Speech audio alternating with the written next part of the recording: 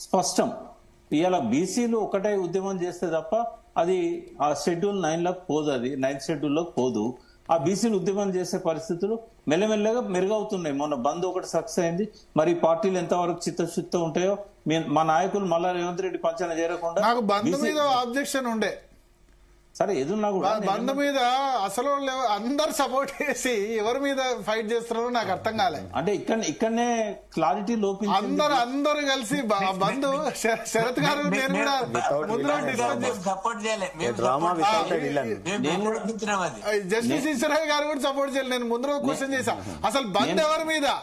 అది BJP మీదనా, Revanth Reddy మీదనా, BRS మీదనా, లేకపోతే మాధవ్ రెడ్డి మీదనా? మాధవ్ రెడ్డి బంద్ లో అన్ని పార్టీలు పాల్గొన్నాక అసలు ఎవరి మీద? ఇప్పుడు తెలంగాణ ఉద్యమం చేశారనుకోండి, కేంద్ర ప్రభుత్వం మెడలు వంచాలి కేంద్ర ప్రభుత్వం అన్నారు.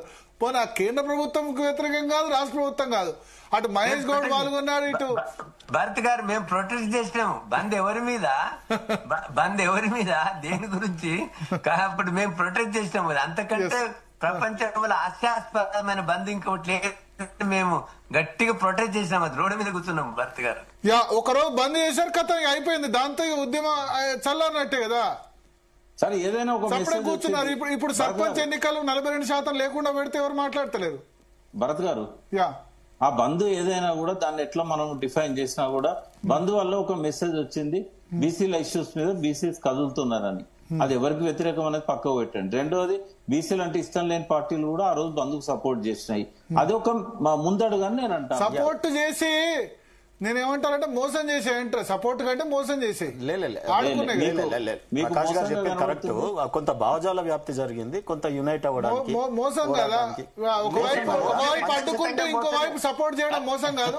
భారత్ గారు ఖచ్చితంగా మోసమే. అది వక్రతో పట్టించడానికే గానీ ఖచ్చితంగా మోసపూరితమైన బంద్లే ఆ రోజు. బంద్ అంటే తమిళనాడు లాగా చేయాలండి. బంద్ అంటే కేంద్ర ప్రభుత్వ సంస్థలు, రైల్వేలు, బస్సులు, మొత్తం స్కూళ్లు, విద్యాలయాలు మొత్తం సీమ చిటుకుమనుకుంటే బంద్ దిగ్బంధించాలి తమిళనాడులో జరిగినట్టు. ఇదేం బంద్ అండి? ఇది ఒక బందా? ఇది ఆ టైం వస్తుంది సార్, కొంచెం ఓపిక పట్టండి. ఆ టైం వస్తుంది. ఇప్పుడు ఏంటంటే ఇది ఒక ముందడుగానే నేను అన్నాను.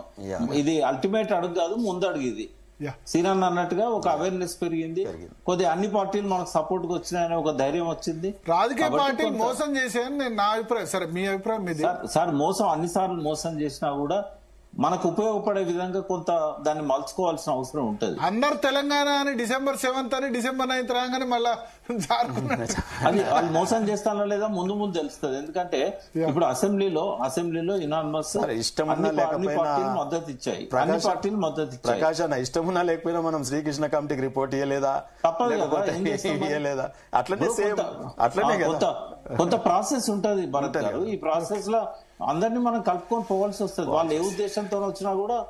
రేవంత్ రెడ్డి గారు ఒక ప్రయత్నం చేస్తున్నా అని చెప్పి నమ్మించే ప్రయత్నం చేశాడు తప్ప చిత్తశుద్ధి లేదు. సార్ అన్నట్టుగా మోడీ గారి దగ్గర పోయి ఒక్కనాడు అడగలేదు. ఇవాళ ముర్ము గారు వచ్చారు హైదరాబాద్ కి, ఇక్కడ కూడా పోయి వారిని కూడా రిక్వెస్ట్ చేసినట్టు కనబడదు మనకు. ఎక్కడ కూడా ఆయనది ప్రొయాక్టివ్ రోల్ లేదు. ఓన్లీ సవరణలు చేస్తాడు, అసెంబ్లీ నుంచి పంపిస్తాడు. ఎందుకంటే అది జరగదని తెలుసు. ఇవాళ సుప్రీంకోర్టు ఇట్లా స్పందిస్తుందని కూడా రేవంత్ రెడ్డికి తెలుసు. ఉద్యమమే దీనికి పరిష్కారం.